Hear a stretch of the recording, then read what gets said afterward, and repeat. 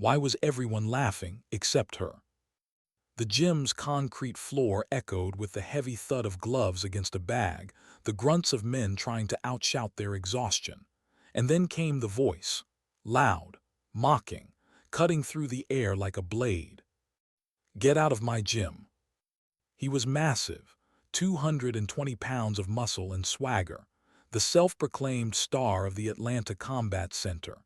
His frame towered over her, blocking the path as if she were a trespasser in a place she didn't belong. His smirk was already pulling the crowd's attention, and with a flick of his chin, the insults began to ripple outward. "Women like you belong in yoga class. Not here, not with real fighters." The laughter followed instantly, sharp, cruel, eager to join in the performance.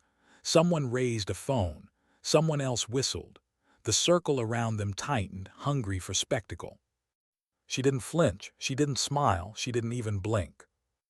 Her hands rested loose at her sides, weathered but steady. And when her sleeve shifted just enough, something caught the light. A tattoo. Faded, discreet, but unmistakable to anyone who knew what to look for. Military insignia, a ghost from a life she didn't advertise. Sarah Miller drew a quiet breath, her gaze locked on his grinning face. They had just humiliated the wrong woman. But no one knew that yet. Not the crowd. Not even the gym owner watching from behind his office window. They only saw a woman in black leggings, her hair tied back, looking small in the shadow of a man who thrived on intimidation. They couldn't see the weight of years behind her eyes. They couldn't see what she had carried home from distant battlefields, or the moments of silence when life and death had once hinged on her stillness. And so the laughter went on. But Sarah didn't move. She never did when mocked. Stillness was her first weapon. Her father had taught her that long before the army ever did.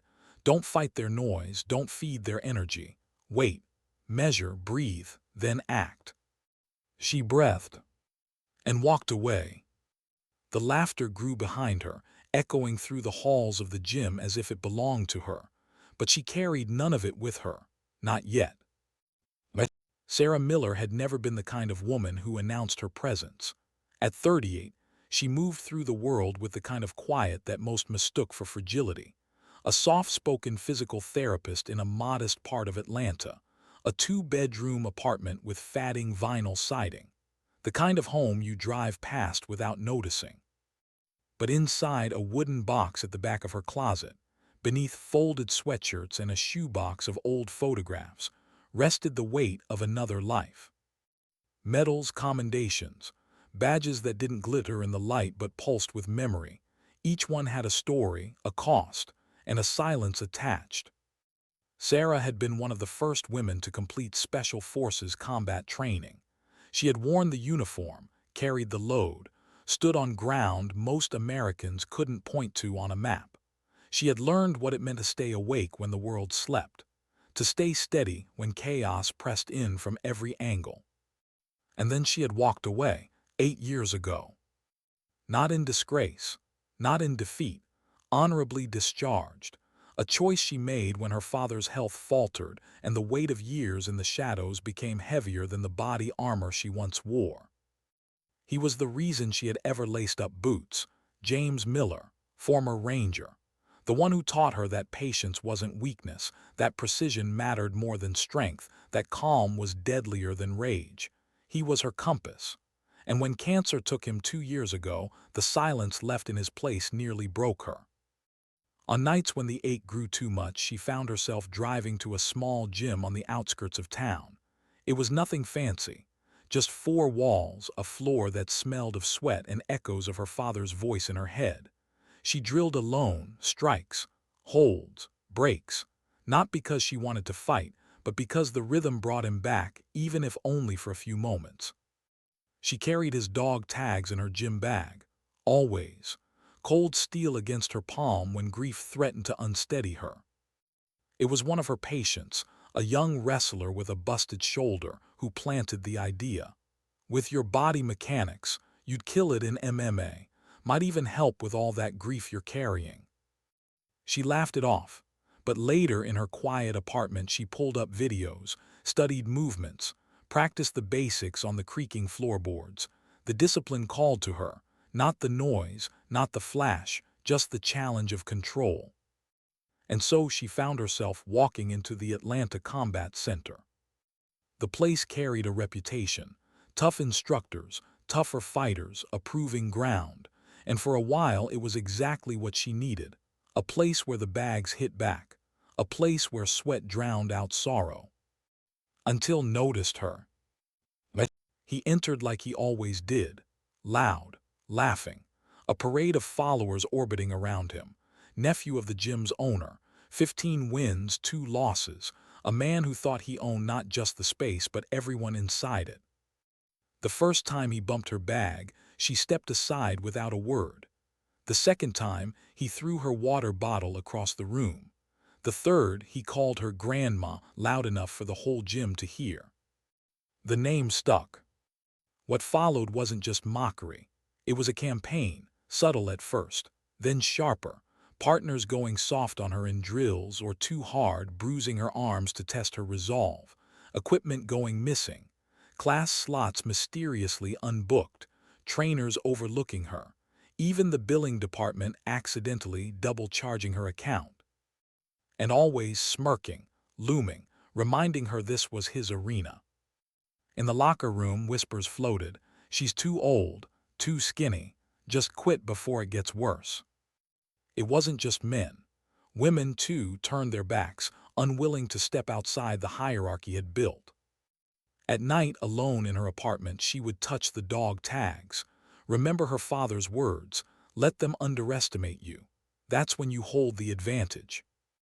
So she stayed, quiet, patient, watching, training, every insult, every humiliation fuel. Because this wasn't about. It wasn't about the crowd. It wasn't even about proving she could fight. It was about refusing to let anyone else define her. She had faced worse men in darker places. Men who didn't laugh before they struck. Men who never gave warning. Men who didn't care whether she walked away. Compared to that was noise. But noise can still drown you if you let it. And one night after a particularly brutal class, when had driven his point home with just enough force to leave her wrist aching, Sarah stayed behind. Alone, moving through her drills, precision in every step.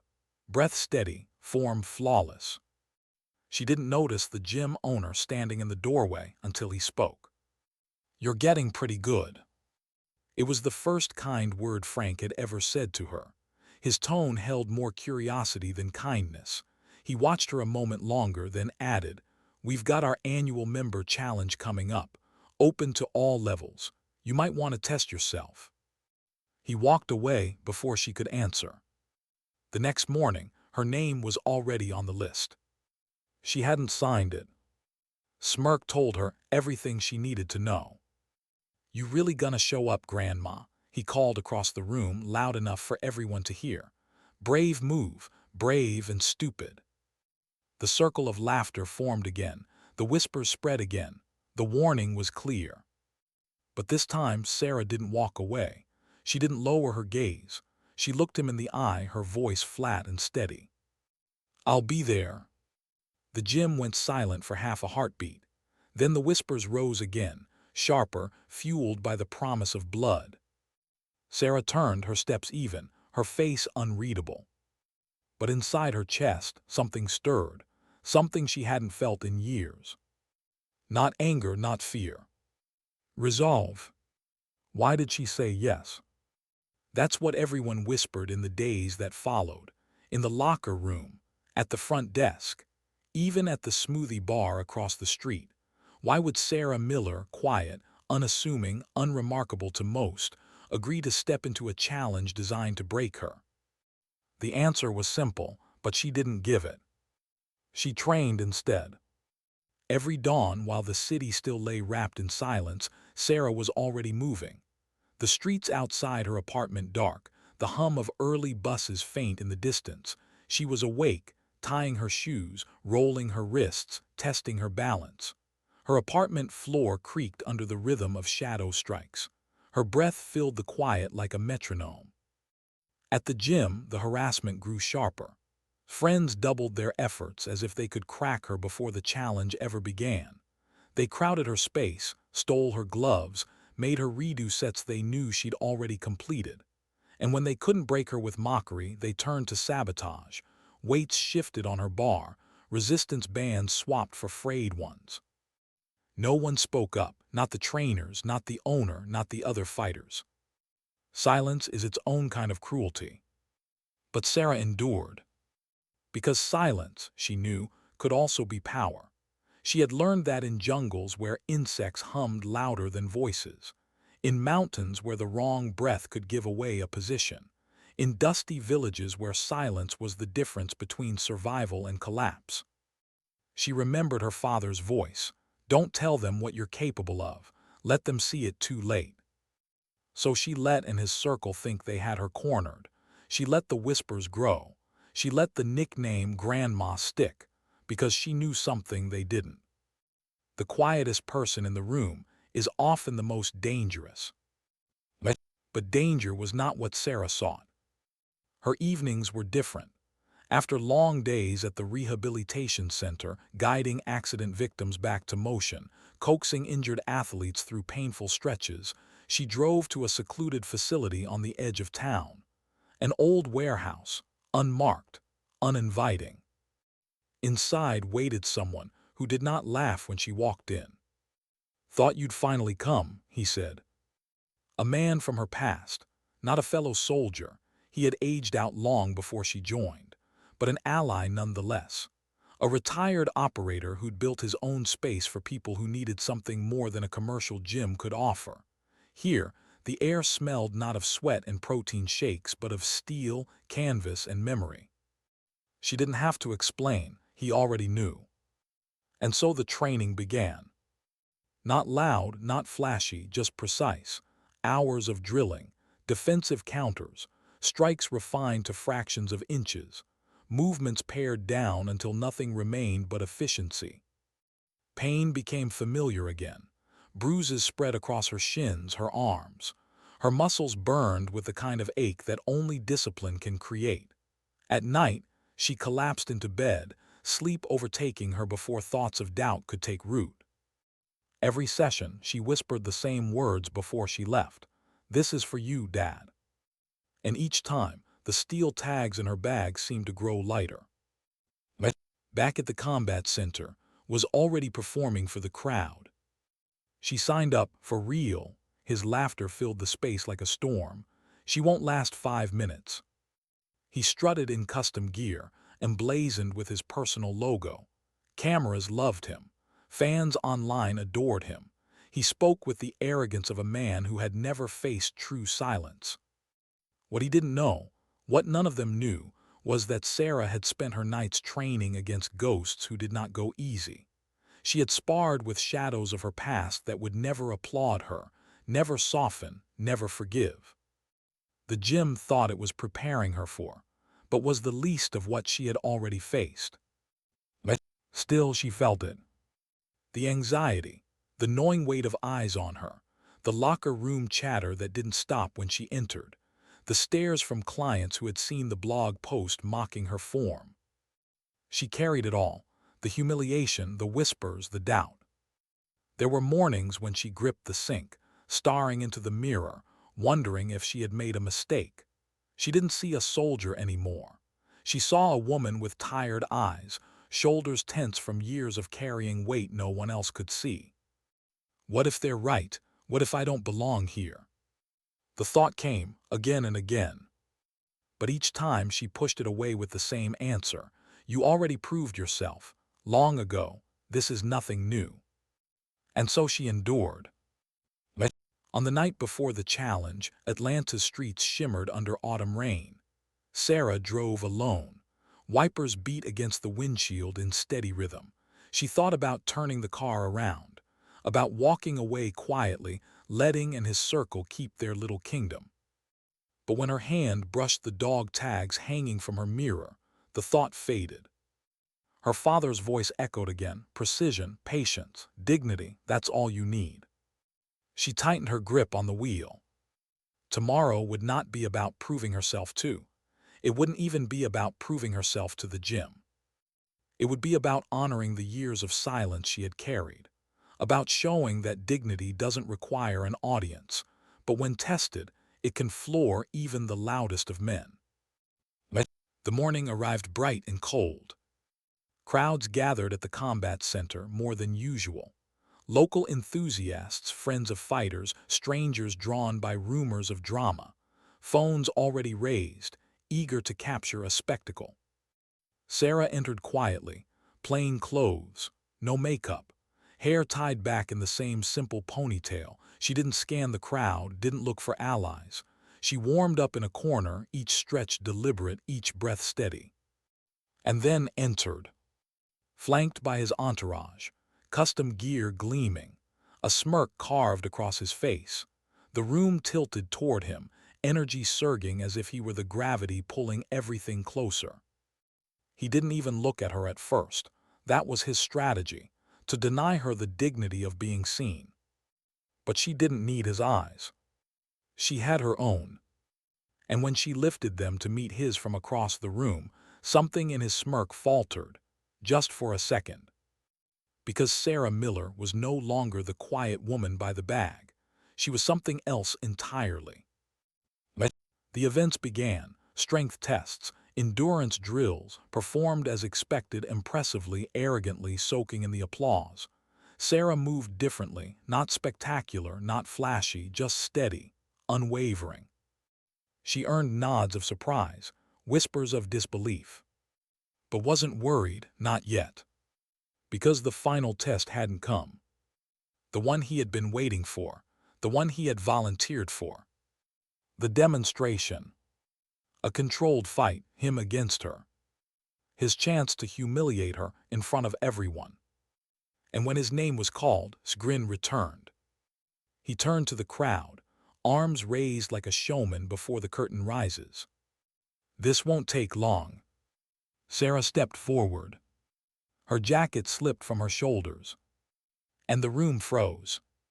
Not because of her stance, not because of her silence, but because of the shirt beneath. Old, faded, worn thin. But the insignia still visible. Special Forces. The whispers began instantly, murmurs rippling through the gym like a current. Is that real? Wait, was she? No way. And in that moment, smile cracked. Because suddenly, everyone was asking the same question. Who exactly was Sarah Miller? What happens when the mask slips? That's the question that hung in the air when Sarah dropped her jacket and the crowd saw what she had chosen, perhaps unconsciously, perhaps deliberately, to wear. A shirt worn thin, letters nearly faded, but the insignia unmistakable. Special Forces. The room's energy shifted in an instant. The jeers softened into murmurs. The laughter died in throats not quite closed but no longer sure. And those who knew enough about the military to recognize the symbol went suddenly still, their eyes flicking between her and with a dawning unease. The smirk on his face wavered, not gone, not yet, but shaken. He covered it quickly with bravado. Nice shirt, he called out loud enough for the crowd. Buy it on eBay. A ripple of nervous laughter followed, but it didn't carry the same weight anymore. Because Sarah wasn't laughing, she wasn't smiling, she wasn't even reacting. She just stood there, her posture relaxed but precise, the quiet presence of someone who had lived inside storms far worse than this. And suddenly, the crowd began to wonder. Who exactly was this woman they had mocked for months? The instructor called them forward. This is a demonstration, he reminded. Control, not force. Contact, but no power, you both understand. Nodded with a shrug, bouncing on the balls of his feet, eager to put on a show. Sarah gave the smallest of nods. The circle tightened, phones raised higher, the air grew heavy with anticipation. The signal was given, and came at her. Not controlled, not careful, not professional. But hard, fast, aggressive. He lunged, banking on size and speed to overwhelm her, to humiliate her, to make her fold under the roar of the crowd. It should have worked. But Sarah didn't move like the woman they thought she was. She shifted just a fraction, a breath of movement.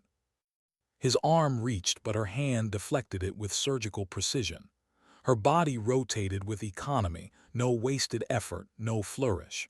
A strike, quick and exact, at the junction of his neck and shoulder. A nerve cluster she had mapped 100 times before. At the same moment, her foot slid behind his ankle, guiding his momentum forward.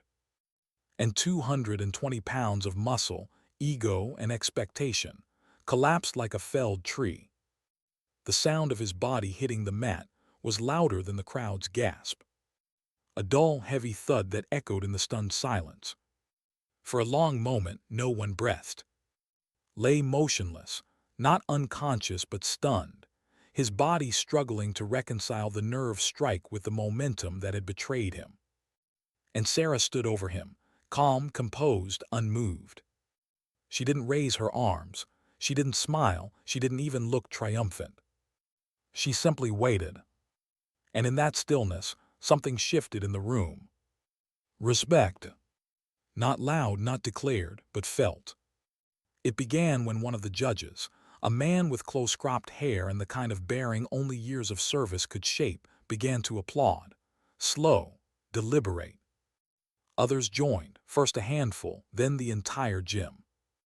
Applause thundered against the walls, filling the space with a sound had never heard directed at someone else. He pushed himself up, his face twisted with a mixture of humiliation and disbelief. His friends hovered at the edges, unsure whether to help him or step back. Sarah extended no hand, offered no words. She simply shifted into a neutral stance as if nothing extraordinary had happened. And that was when she spoke. That, she said, her voice carrying clear across the gym, is called a one-hit incapacitation technique. It doesn't rely on strength, only precision. Anyone can do it with the right training. She wasn't boasting, she wasn't mocking, she was teaching. And in that moment, the room realized they hadn't just witnessed a takedown. They had witnessed a lesson. Staggered off the mat, avoiding eye contact, his entourage scattering in fragments. The crowd, however, moved closer to Sarah. Questions poured out, hesitant at first, then eager. Were you really special forces? How did you do that so fast? Can you teach me? Frank, the owner, stepped forward, his promoter's instincts ignited. Ladies and, he announced with theatrical flair, it seems we've had an elite operative in our midst all along. Sarah Miller, former U.S. Army Special Forces. Phones flew up, pictures snapped, searches began. The anonymity Sarah had carried for years shattered in an instant. And she stood in the middle of it, silent, steady, uncomfortable with the attention but unwilling to retreat. Because for once she wasn't being underestimated, she was being seen. The aftermath was immediate. Members who had once ignored her now sought her out for advice. Women approached her after classes, voices hushed but hopeful, sharing their own stories of being dismissed, mocked, or underestimated. The sports blog that had once ridiculed her image now begged for an exclusive interview.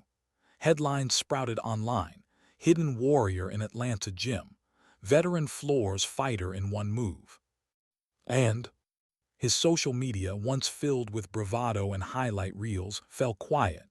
His latest posts flooded with comments not of praise but of ridicule, dropped by grandma, precision beats power, respect Sarah Miller. For 3 weeks, he didn't return to the gym. And when he finally did, he was different, quieter, training alone, no entourage, no swagger. Sarah noticed, but she said nothing. She respected silence. One evening, as she set up equipment for a self-defense class Frank had persuaded her to teach, appeared in the doorway. "Got a minute?" he asked. His voice carried no arrogance, just something unfamiliar. Uncertainty. She nodded. He stepped inside, hands shoved awkwardly into his pockets. "I've been thinking," he began, stumbling over words that had never been difficult for him before. About how I acted, about what I did to you, and others. He paused, swallowing hard.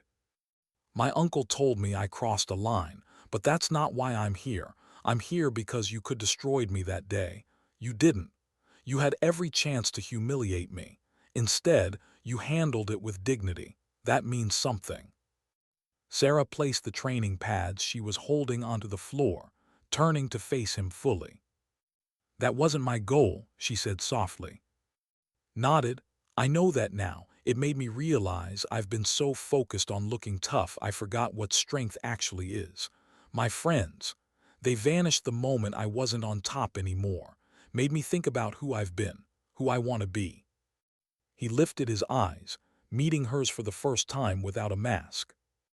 I just wanted to say I'm sorry for all of it. Silence stretched between them. Sarah studied him, saw not the fighter, not the tormentor, just a man stripped down to the uncomfortable truth of himself. Finally she spoke. This was your space long before it was mine. I'm not here to push anyone out. She picked up a focus mitt, holding it out to him.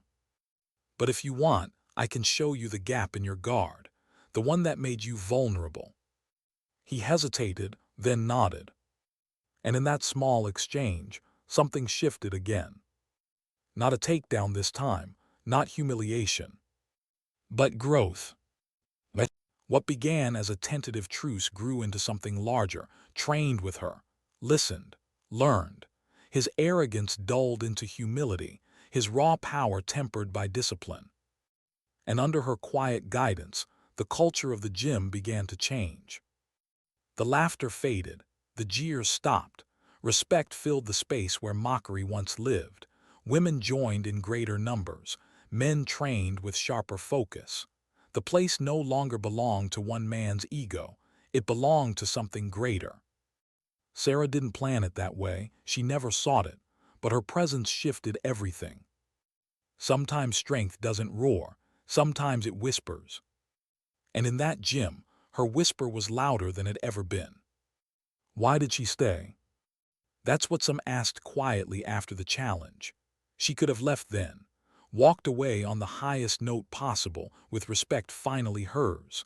A single moment of victory, immortalized on phones and whispered about in every corner of the gym. She had nothing left to prove. And yet she came back. Not with a fanfare, not with pride, just with the same quiet steps she had taken the first day she walked in. Only now, people looked at her differently. They didn't shove past her at the front desk. They didn't smirk when her name appeared on the board. And in the locker room, the conversation shifted. Women who had once kept their distance now leaned closer, voices hesitant but curious. How did you stay calm when they laughed? Can you teach me what you did? Do you think someone like me could ever defend myself? Sarah didn't give speeches. She never had. She answered softly, truthfully, with the same precision she gave to movement.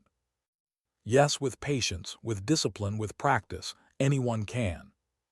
And from those questions, something began. Frank, always the businessman, saw the opportunity first. Self-defense classes, he told her one evening, excitement brimming in his voice. You run them. The women here trust you now. Hell, half the men do too. It'll bring in new members. Good for the gym, good for you. Sarah hesitated. Teaching had never been her goal. She preferred the solitude of drills, the quiet rhythm of training, the focus that drowned out everything else. But she remembered the way one young woman had looked at her after the challenge. Wide-eyed, desperate, a flicker of hope in a world that too often mocked her. So she agreed. Not for Frank, not for the gym. For them. The first class was small, 4 women, nervous, unsure. Their postures told the story before their mouths did, shrugged shoulders, hesitant movements, eyes darting as if expecting laughter at any moment. Sarah began simply. Strength isn't the point, she told them. Control is, awareness is, timing is, power fades, precision doesn't. She demonstrated slowly, not with flair, not with force, just with quiet exactness, a wrist released, a hold broken, a strike placed where it mattered. Then she had them try.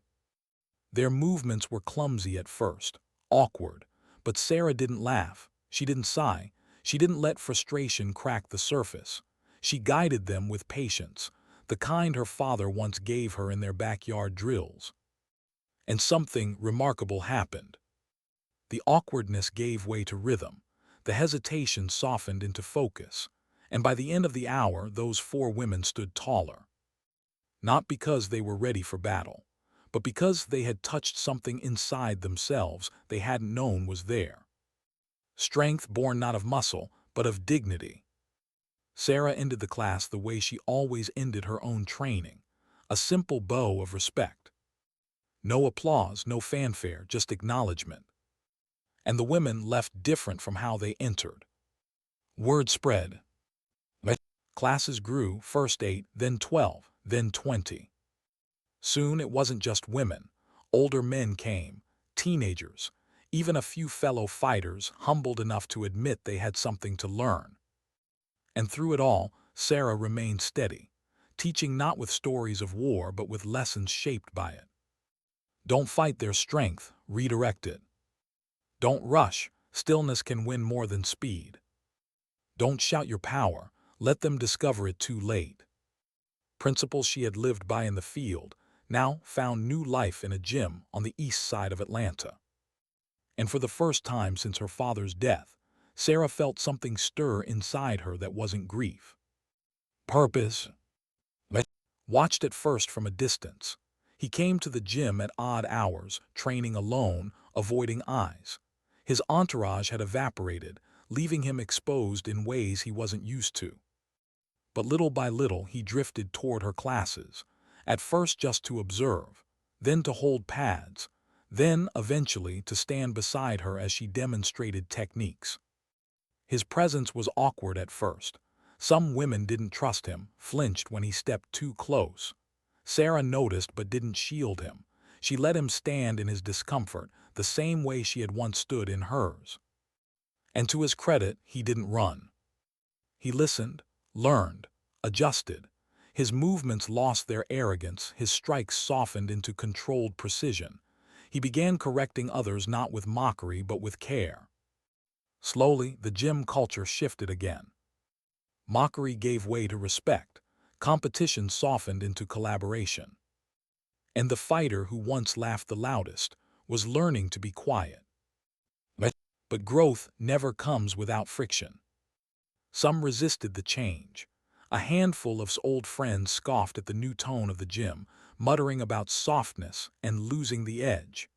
A few left altogether, chasing the old glory of noise and bravado elsewhere. Sarah let them go. Because she knew, sometimes you don't need everyone.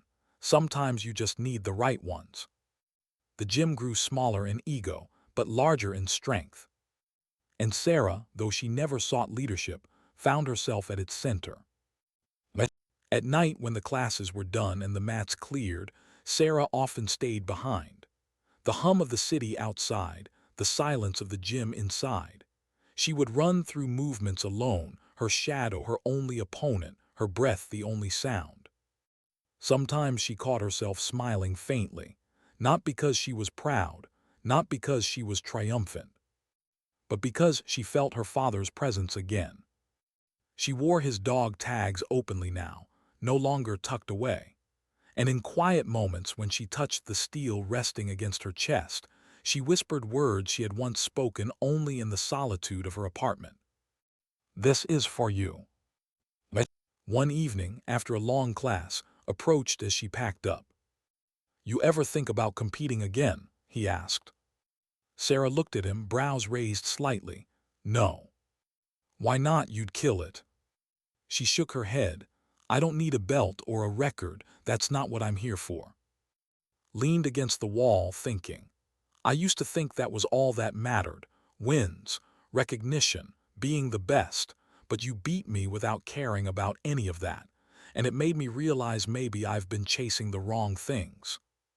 He hesitated, then added softly, "You're teaching me more now than I ever learned fighting."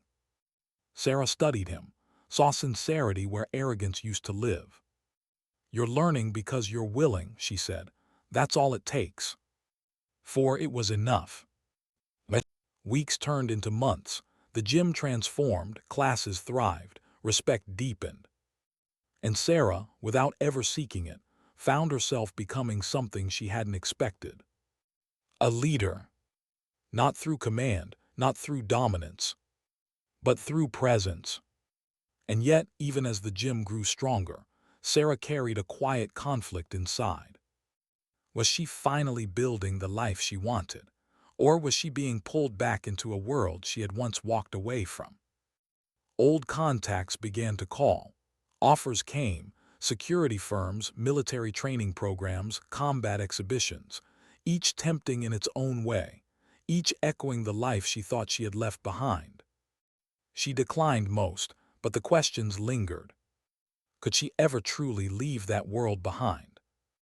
Or was it always waiting, just beneath the surface, for moments like the one that floored?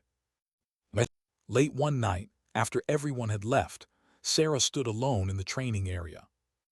Atlanta's skyline glittered through the windows. Her reflection stared back at her in the glass. A woman with lines of fatigue on her face, but strength in her eyes. A woman who had fought battles no one here would ever see. She thought of her father again, of his quiet strength, of his voice.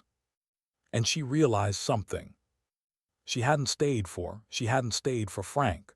She hadn't even stayed for the gym. She had stayed for herself. Because sometimes, healing isn't found in solitude.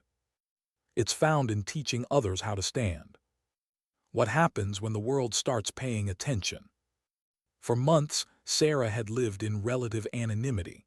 A quiet apartment, a modest job, a gym where she blended into the background until laughter forced her into focus. But anonymity never lasts when a single moment goes viral. The video of hitting the mat had spread further than Sarah realized, not just through the gym, not just through Atlanta, but beyond. Shared, commented, replayed. Some saw it as comedy grandma drops a fighter. Others saw it as inspiration precision beats power. And a few saw something more. They saw training. They saw experience. They saw military. And they wanted to know more. At first it was the local blog. The same one that had mocked her clumsy form months earlier now begged for an exclusive. "We want to set the record straight," the editor pleaded over the phone. "Your story, your real story, people need to hear it." Sarah declined. Then came local news, a segment on hidden warriors in the community. They wanted to film one of her classes. She declined again. But word doesn't stop when you say no. Whispers became headlines. Headlines became calls. Calls became offers. Private security firms dangled contracts. Military training centers asked if she'd consider teaching. Even combat sports promoters, sensing spectacle, suggested exhibitions where she could prove herself in front of thousands. Sarah turned them down, one after another. Because proving herself was never the point. And yet, something else was happening at the gym. Her classes grew, larger, more diverse. A single evening now drew 30 people, women, men, teenagers, even older couples who admitted they wanted to feel safer walking at night. The mats filled with nervous laughter at first, then grew quiet with focus as Sarah guided them through drills. She taught them simple, practical things: how to break a grip, how to shift balance, where to strike if you had to. And as weeks turned into months, she saw change. Not in their power, but in their posture. They walked taller, spoke firmer, moved with a confidence born not of arrogance but of quiet dignity. Sarah never bragged about her past. She never told war stories. But sometimes, when she demonstrated a move with too much precision, someone would ask the question, "Where did you learn that?" Her answer was always the same: "From experience." Nothing more, nothing less. But became her unlikely assistant. At first, some students tensed when he stepped in to demonstrate alongside her. The memory of his mockery lingered, but over time, they saw the difference. He was careful now, patient. When he held pads, his corrections were quiet. When he demonstrated, his movements were exact. Humility had softened him. And in his own way, he became a lesson, proof that people could change. One evening after class, a teenager lingered. "My brother used to come here," he told Sarah, voice low, "but he quit because said it wasn't worth it, too much humiliation." The boy glanced toward, who was packing up gear across the room. "But now it's different. I feel like I belong here because of you, because you didn't give up." Sarah listened, the weight of the words pressing against her chest. She thought of the nights she had almost walked away, the mornings she stared in the mirror, asking herself if it was worth it. And she realized, sometimes the quietest decisions ripple the farthest. But still, she felt the pull of unease. Recognition was growing, too fast. One afternoon, Frank approached her with a grin. "3 other gyms want to license your program," he said, waving a stack of papers. "Think about it, Sarah. We could franchise this. Take it national. You'd be at the head of something huge." Sarah's gut tightened. She didn't want huge. She didn't want headlines. She wanted authenticity, a space where dignity mattered more than profit. "Not yet," she told him, her tone steady. Frank frowned, confused. "You're thinking too small. This could change everything." Sarah shook her head. "It already has."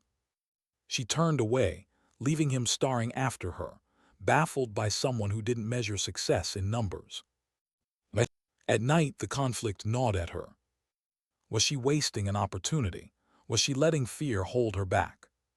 Or was she protecting something pure from being swallowed by spectacle? She thought of her father. He had never chased glory. He had never bragged about his service. He had simply lived with integrity. And maybe that was the lesson she needed most now. Not expansion, not recognition. Integrity. But meanwhile, struggled in his own way. Though he had changed, shadows of his old reputation clung to him. Some still saw him as the bully who mocked newcomers. Others doubted the sincerity of his transformation. And he knew it. One evening, after most students had left, he lingered in the corner of the gym, gloves dangling from his hands. "You ever feel like no matter what you do," he asked Sarah, "people only see who you used to be?" She looked at him, recognizing the weight in his voice. "Yes," she said simply. He met her eyes. "What do you do about it?" Sarah considered before answering. "You keep showing them who you are now, every day, until it speaks louder than who you were." He nodded slowly, absorbing the words. And for once, he didn't argue. But 6 months after the challenge, the gym hosted an exhibition. Not a flashy tournament, not a showcase of fighters, but a demonstration of Sarah's self-defense program. The mats filled with students of every age, background, and body type. Sarah guided them through scenarios, realistic, practical, grounded. She moved with calm authority, her voice carrying steady instruction. And beside her assisted, no longer the center of attention but a partner. His movements were careful, his corrections patient. The crowd, law enforcement officers, women's groups, even journalists, watched with interest. Not because the techniques were flashy, but because they were real. The applause at the end was thunderous. And as Sarah bowed her head in acknowledgement, she felt something she hadn't felt in years. Peace. Not the peace of being unseen, but the peace of being true. But afterward, a young woman approached her, hesitant. "Is it true?" she asked, eyes wide. "Were you dealt a force?" Sarah smiled faintly, her hand brushing the dog tags resting openly against her chest. "I served," she said softly, "but that's not the most important part of who I am." The girl frowned, confused. Then what is? Sarah looked around, at the students talking excitedly, at demonstrating patiently to newcomers, at the gym that had once mocked her now filled with dignity. What matters, Sarah said, her voice steady, is who you choose to be when no one believes in you. That's where strength is. The girl nodded, her eyes glistening with something like hope. And Sarah knew this was why she stayed. Later that night, when the gym emptied and the city lights blinked beyond the windows, Sarah lingered alone. She moved through drills, her body flowing in rhythm, her breath steady. Not fighting ghosts this time, but honoring them. And when she finished, she touched the dog tags at her chest and whispered into the quiet, "I'm still here, Dad, still standing." The silence held her words gently, as if the city itself was listening. And Sarah realized something profound. Sometimes battles aren't won in. Sometimes they're won in gyms, in quiet apartments, in the silent decision not to quit when quitting would be easier. Strength isn't always loud. Sometimes it's the quiet that changes everything. What happens when the world refuses to let you stay hidden? Sarah had built something quiet, something steady, a program that grew not by marketing or spectacle but by word of mouth, by the simple power of people telling others what they had learned. The gym had changed, and in many ways she had changed too. But the outside world was watching, and it wanted more. The emails came first. Messages from other gyms, from organizations, from universities and women's groups, requests for workshops, invitations to speak, proposals for partnerships. Then came the letters, formal, stamped, security firms, military training academies, law enforcement agencies, all wanting her expertise. And eventually, the visitors. Men in suits stopping by the gym after hours. Military contacts she hadn't spoken to in years. Polite, persistent, circling her like recruiters who couldn't accept no. They had all seen the video. They had all read the stories, and they all wanted a piece of her. Your program could change law enforcement training. You could be saving lives with your methods. You owe it to the next generation to share what you know. Sarah listened, she nodded politely, and she turned them down. But each refusal carried weight, because part of her wondered if they were right. At night she lay awake, the ceiling of her small apartment staring back at her, the dog tags cool against her chest.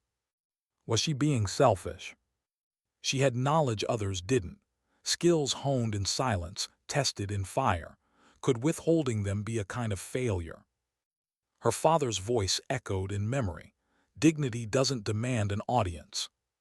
But another voice, quieter, crept in. What if dignity could save someone? What if silence costs more than speaking? The conflict gnawed at her. Meanwhile, the gym thrived. Classes filled. The air buzzed with focus, not mockery. Respect became the culture, not cruelty. Sarah moved through it with calm steadiness, teaching, guiding, correcting. She had become the center of something she hadn't intended to build. And yet even here, the whispers reached her. You should take this further. You could be leading nationwide programs. Why stay small when the world is asking for you? Frank pressed hardest. You're missing the chance of a lifetime, he told her one afternoon, waving contracts in her face. 3 gyms in Texas, 2 in Florida, 1 in New York. They're begging for your system. This is bigger than Atlanta, Sarah. Don't you see it? She met his eyes calmly. I see it, I just don't want it. Frank blinked, baffled. Why not? Because I didn't start this to be big, she said. I started this to be real. And with that she walked away, leaving him shaking his head. But, oddly enough, understood more than Frank did. He had felt the weight of attention before, the hunger to perform, to be the center of every room. He had chased it, and it had hollowed him. One evening after class, he found Sarah cleaning the mats. They don't get it, do they? He he asked quietly. She glanced at him. Who? The ones who keep pushing you. They don't understand why you won't take the spotlight, why you don't want more. Sarah paused, wringing out the mop, her reflection blurred in the damp floor. I had more once, she said softly, and it nearly broke me. Nodded, he didn't press, he didn't need to. Because he understood what most didn't. Sometimes the pursuit of recognition is the fastest way to lose yourself. But still the pressure mounted. One afternoon a man approached her after class, military bearing, stern eyes, the kind of presence that didn't fade with age. You don't remember me, he said, but I remember you. I saw you in training. You were one of the best, and now you're here. He looked around the gym, his tone dismissive. You could be doing so much more. Sarah met his gaze steady. Maybe this is what more looks like. He scoffed, teaching housewives how to throw punches. Her eyes narrowed, but her voice stayed calm, teaching them how not to be victims. He studied her for a moment, then shook his head. You're wasting potential. When he left, his words lingered like smoke in her chest. Wasting potential. She told herself she didn't care. But in the quiet of her apartment, she touched her father's tags and wondered if maybe, just maybe, he would have wanted her to do more. But the tension followed her into her sleep. Dreams blurred between memories of operations overseas and faces of her students at the gym. She would wake in the middle of the night, her chest tight, caught between worlds that refused to reconcile. In the mirror, she no longer saw just the therapist or the trainer or the veteran. She saw all of them, overlapping, demanding answers she didn't have. Who was she now? What was she meant to be? Was she running from her past, or finally honoring it? The questions circled endlessly. And in the silence of those nights, she began to fear something she hadn't feared in years. That she might lose herself again. But it was who noticed first. You're different, he said after a late session. Distracted, like you're somewhere else when you're here. Sarah tried to brush it off, just tired. But he didn't let it go.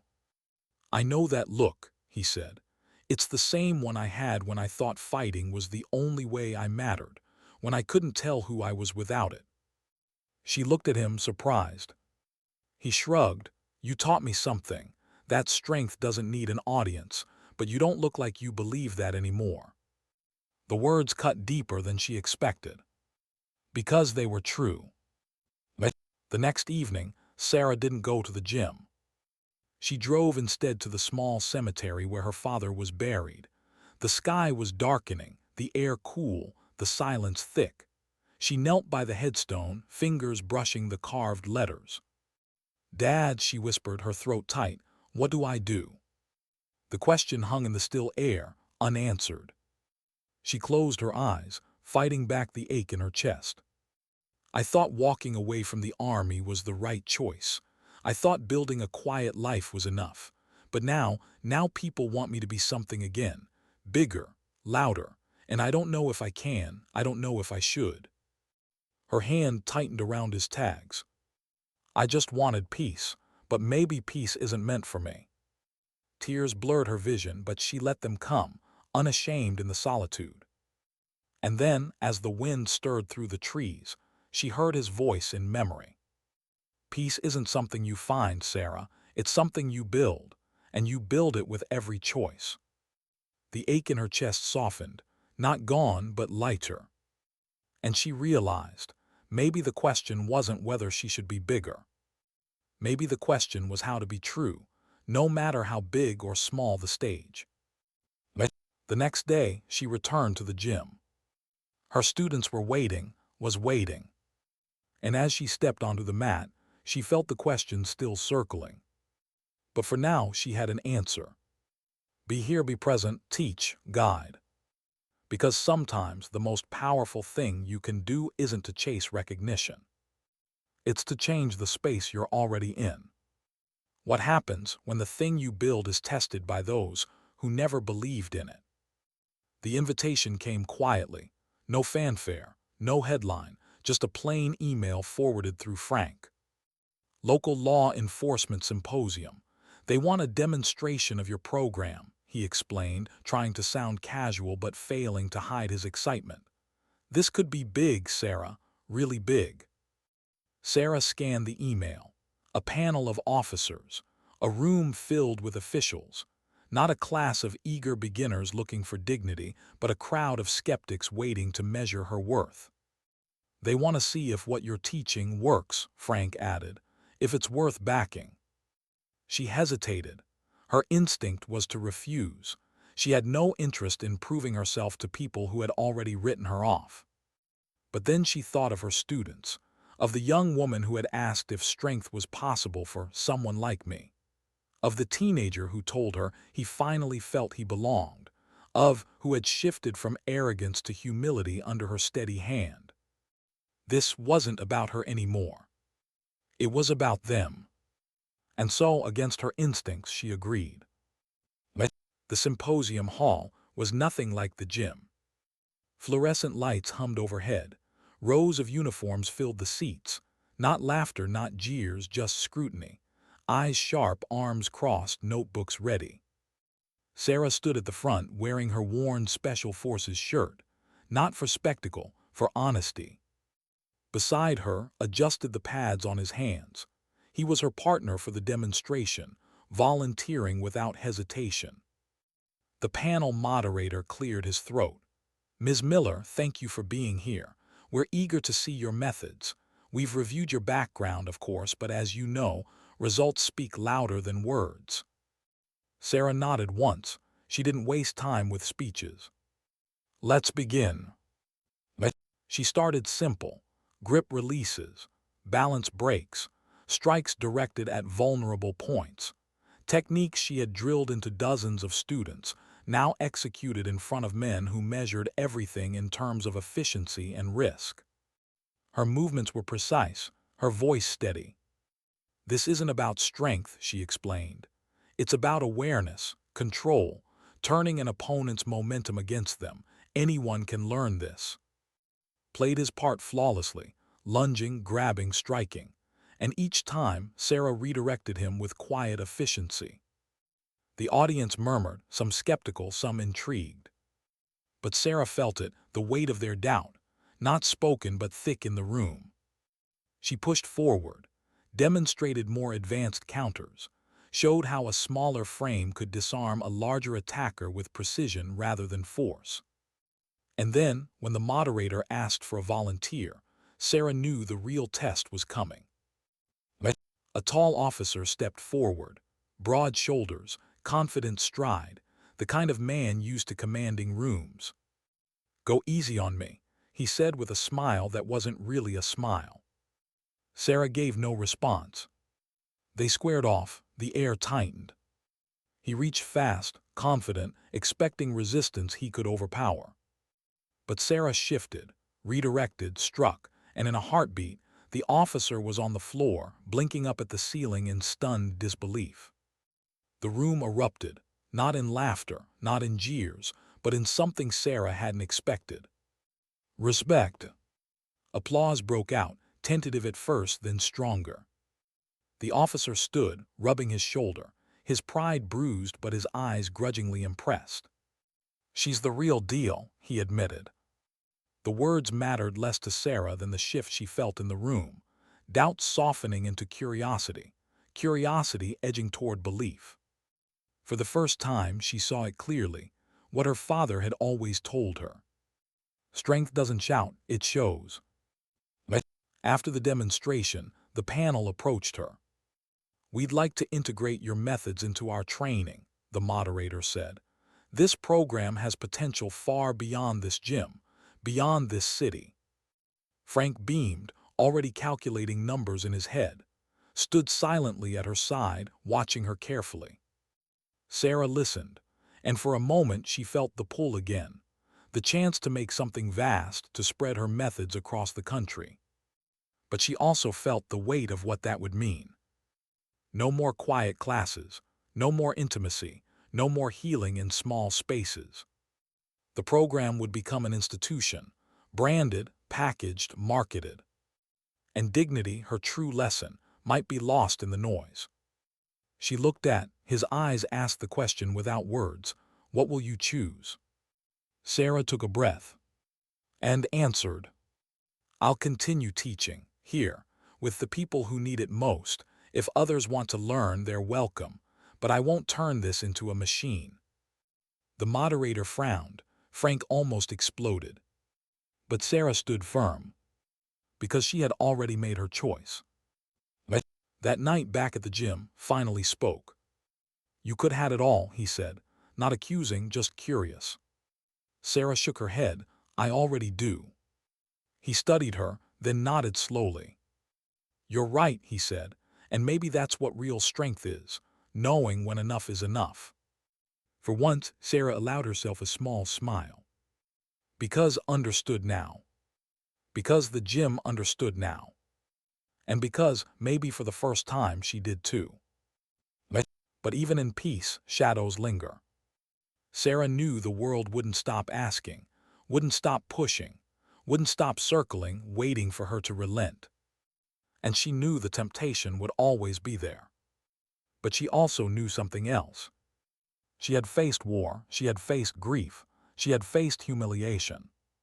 And she had faced herself.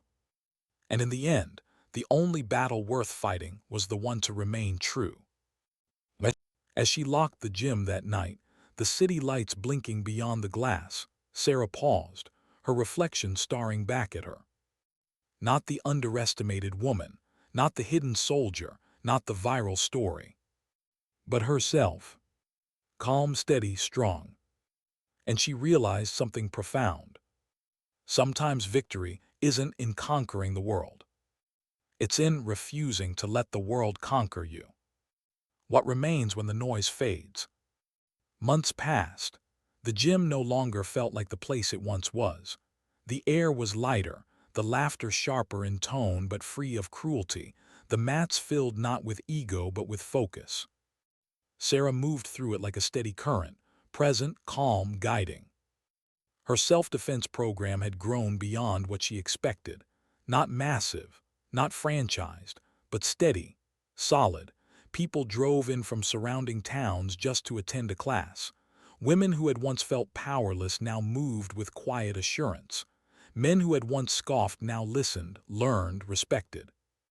And once the loudest in the room, now carried himself with humility, his presence no longer demanding attention but earning it through patience. The gym had become something rare. Not a battlefield of ego, but a sanctuary of growth.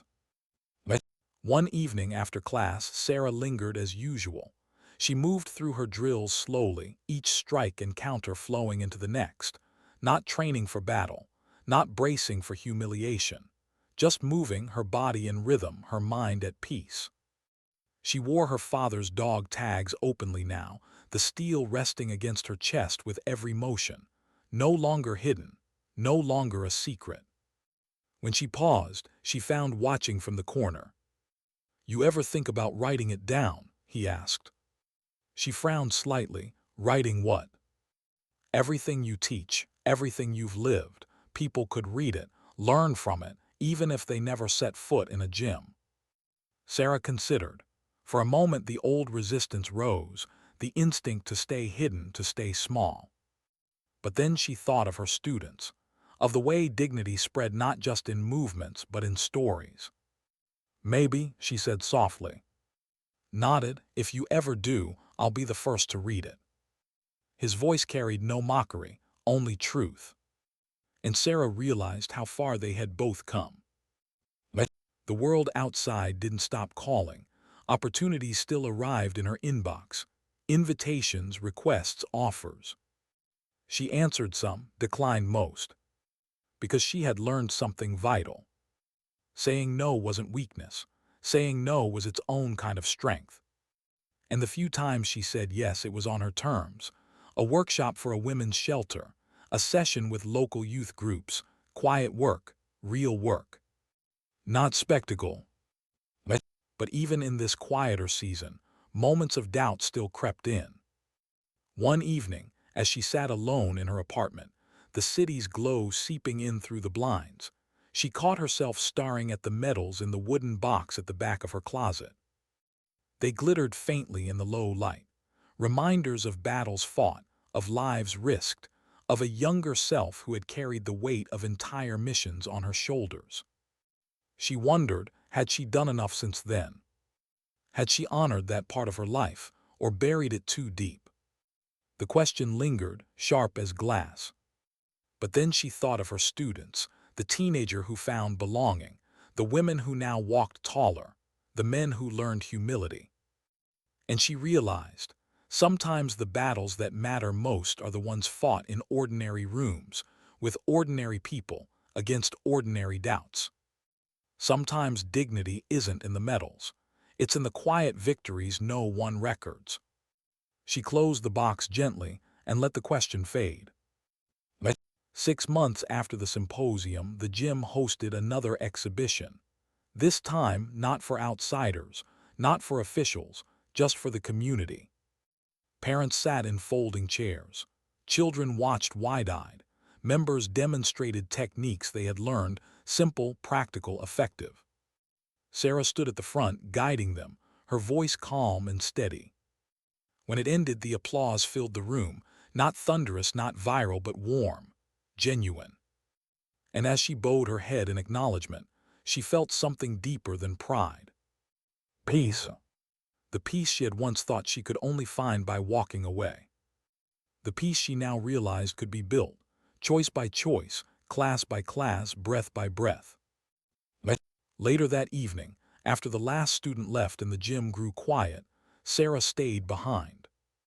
She moved again through her drills, her shadow her only opponent, her breath her only soundtrack. When she finished, she stood still in the silence, the dog tags cool against her chest. She thought of her father. She thought of the girl she had been, mocked and underestimated. She thought of, now teaching a group of beginners with patience she hadn't known he possessed. And she realized something profound. Her story had never been about proving herself. It had never been about humiliation or revenge or victory. It had always been about dignity. The dignity to endure. The dignity to teach. The dignity to refuse to be defined by anyone else. As she turned off the lights and stepped outside, Atlanta's night hummed around her, cars in the distance, voices drifting from the street, the steady pulse of a city alive with unseen battles. She thought about the countless hidden warriors walking those streets, veterans bagging groceries, mothers raising children alone, quiet men and women carrying stories no one would ever know. She thought about how many of them were underestimated, dismissed, mocked, until the moment they revealed what strength truly looked like. And she knew her story was only one among millions. But perhaps that was the point. Strength isn't always in the spotlight. Sometimes it's in the shadows. Sometimes it's in the silence. Sometimes it's in the quiet refusal to bow to anyone else's definition. The next morning she unlocked the gym as usual. Students arrived one by one, chatting, stretching, laughing. The mats filled with movement. Sarah guided them with her steady voice, her calm presence, her quiet authority. And in that ordinary moment, in the hum of a gym that had once mocked her but now thrived under her care, she felt the truth settle into her bones. Sometimes dignity doesn't speak. It simply acts. The end.